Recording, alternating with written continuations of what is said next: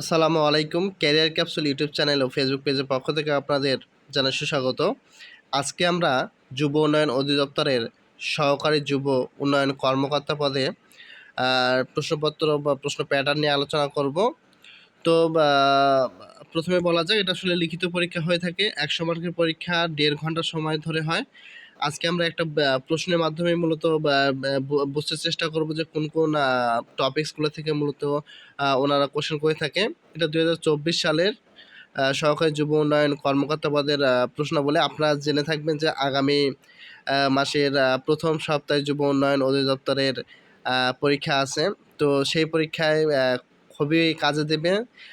যদি আপনারা আজকের এই ভিডিওটি দেখেন, আশা করি খুব ইনফরমেটিভ হবে। তো প্রথমে আমরা একটা একটা করে প্রশ্ন দেখি, এরপরে আমরা সর্বশেষ শেষে জানিয়ে দেবো যে আসলে কোন কোন টপিকসগুলো পড়া বা অবশ্যই মানে মিস করা যাবে না টপিকসগুলো। ঠিক আছে? একটা করে পাঠ শেষ করবো এবং আমরা বলবো। তো প্রথমে বাংলা পাঠ দিয়ে প্রশ্ন শুরু করা যাক। ১ নম্বর প্রশ্ন আছে, যৌগিক ক্রিয়া কাকে বলে? উদাহরণসহ লিখতে বলছে।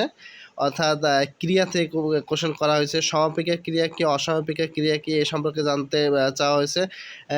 আত্মবাচক সর্বনাম ও আচ্ছা, সর্বনাম থেকে প্রশ্ন করা হয়েছে। অর্থাৎ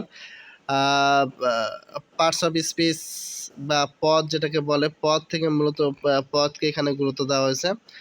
পদ থেকে মোটামুটি কোশ্চেন করছে এখানে। এরপর প্রকৃতি প্রত্যয় থেকে প্রশ্ন করা হয়েছে ৪ নম্বরে।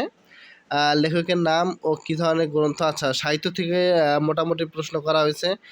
৫টা এখানে প্রশ্ন সাহিত্য থেকে। এরপরে এক কথায় প্রকাশ থেকে প্রশ্ন করা আছে।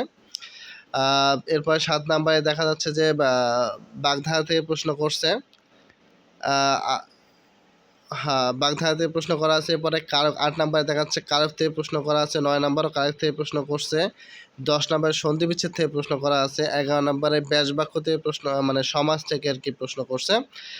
তো যাক, তাহলে বাংলা পাঠ থেকে মূলত তাহলে আমরা কী কী পড়বো? বাংলা পাঠ থেকে আমরা পড়বো পদ পড়তে পারি, প্রকৃতি প্রত্যয়, এরপরে এক কথায় প্রকাশ, বাগধারা, সন্ধিবিচ্ছেদ, সমাস। এরপরে সাম্প্রতিক বিষয়াবলীর উপর একটা অনুচ্ছেদ পড়ে রাখতে পারি। এখানে একটা অনুচ্ছেদ লিখতে দিতে পারে, মানে প্যারাগ্রাফ ইংরেজিতে যাকে বলে আমরা প্যারাগ্রাফ লিখতে দিতে পারে। এরপর বিপরীত শব্দ থেকে প্রশ্ন আসতে পারে, সমার্থক শব্দ থেকে প্রশ্ন আসতে পারে। এতটুকুই, এই টপিকসগুলো যদি আমরা পড়ি বাংলায় তাহলে যথেষ্ট হয়ে যাবে। এরপরে ইংরেজিতে আসি। ইংরেজি পার্টে আছে চেঞ্জ দ্য স্পেস। আচ্ছা, স্পেস চেঞ্জ করতে পারছে, অর্থাৎ ন্যারেশন থেকে প্রশ্ন করা হয়েছে। এরপরে English to Bangla to English কথা বলা হয়েছে। এরপর রাইট ফ্রম আ ভার্ব থেকে প্রশ্ন করা হয়েছে। এরপরে এই যে এখানে একটা প্যারাগ্রাফ লিখতে দিছে। এভাবে স্মার্ট বাংলাদেশ সম্পর্কে, যদি এটা এখন দরকার নেই, তবে এরকম দিতে পারে। পদ্মা ব্যারেজ সম্পর্কে প্রশ্ন দিতে পারে। হ্যাঁ, বা বর্তমানে এটা খুবই চলছে পদ্মা ব্যারেজ, যেহেতু রিসেন্টলি উদ্বোধন, কি বলবো এটাকে, প্রকল্পটি হাতে নেওয়া হয়, তাই পদ্মা ব্যারেজ থেকে আসবেই। আপনার রিটেনে যদি আপনি পরীক্ষা দেন, তার মধ্যে আগামী ১-২ মাসের মধ্যে রিটেন যতগুলো হবে, এর মধ্যে অন্তত 60%, 60-70% পদ্মা ব্যারেজ থেকে কিন্তু করবে, প্যারাগ্রাফ আসতে পারে। তাই এই সম্পর্কে জেনে রাখা ভালো। এরপরে transform the following sentence as direct. আচ্ছা, তাহলে কি ট্রান্সফরমেশন অফ সেন্টেন্স আসছে এখানে, সিম্পল, কমপ্লেক্স, কম্পাউন্ড, নেগেটিভ থেকে, এক্সক্লামেটরি থেকে। হ্যাঁ, তারপরে 18 নাম্বারে দেখা যাচ্ছে প্রিপোজিশন থেকে কোশ্চেন করা আছে। এরপরে 19 নাম্বারে দেখা যাচ্ছে যে রিয়ারেন্স দেওয়া আছে, রিয়ারেন্সগুলো করতে হবে। তো যাক, তাহলে ইংরেজি পার্ট থেকে আমাদের যে অংশটুকু পড়তে হচ্ছে, তাহলে ইংরেজি পার্ট থেকে প্রথমে পড়তে হবে আপনাকে ফ্রেশ থেকে কোশ্চেন, ফ্রেশ পড়তে হবে, ইডম ফ্রেশ পড়তে হবে, ন্যারেশন পড়তে হবে, ভয়েস পড়তে হবে, simple to complex, complex to simple, compound sentence, ওটা সেন্টেন্স পড়তে হবে। এরপর নেগেটিভ পজিটিভ পড়তে হবে। এরপরে অ্যাফার্মেটিভ, মানে অর্থাৎ চেঞ্জিং সেন্টেন্স আর কি, ট্রান্সফরমেশন সেন্টেন্স পড়তে হবে। রাইট ফ্রম আ ভার্ব পড়তে হবে, বাংলা টু ইংলিশ করতে হবে। এরপরে প্যারাগ্রাফ পড়তে হবে, এতটুকু প্রিপোজিশন পড়তে হবে। এবং আর্টিকেল এখানে দেওয়া নেই, তবে আর্টিকেলও পড়তে হবে আর কি, কারণ আর্টিকেল থেকে প্রশ্ন করতে পারে।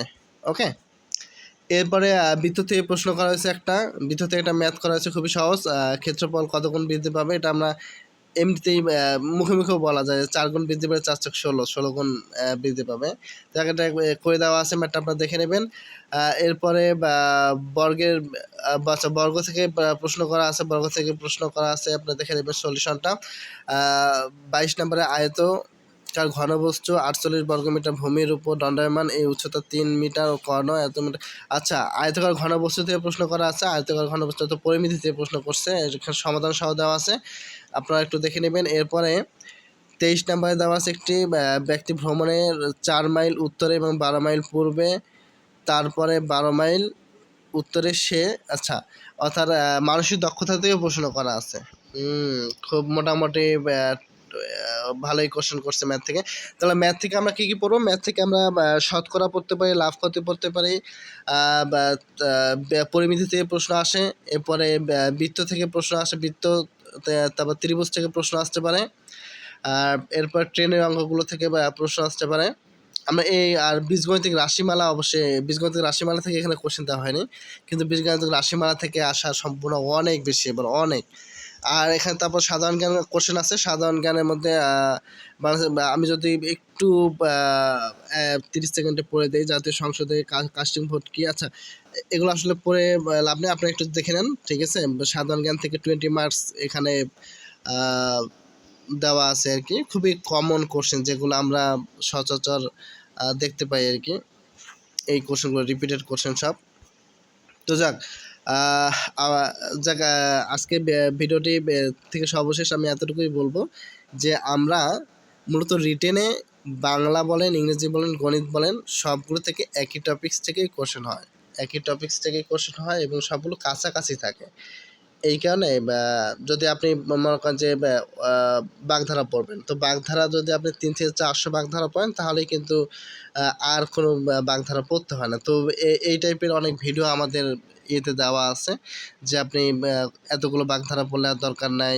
আমাদের সন্ধির উপরে ভিডিও দেওয়া আছে, যে আপনি ওই সন্ধির ক্লাসটুকু করলে দেখবেন যে আর সন্ধিতে আপনার কোনো সমস্যা নাই এবং যে কোনো ধরনের সন্ধি আসুক না কেন আপনারা পারবেন। তো যাক, এত কথা না বলি, আপনাদের আগামী মাসের পরীক্ষা শুভ হোক, ভালো হোক, এই কামনা করে শেষ করছি।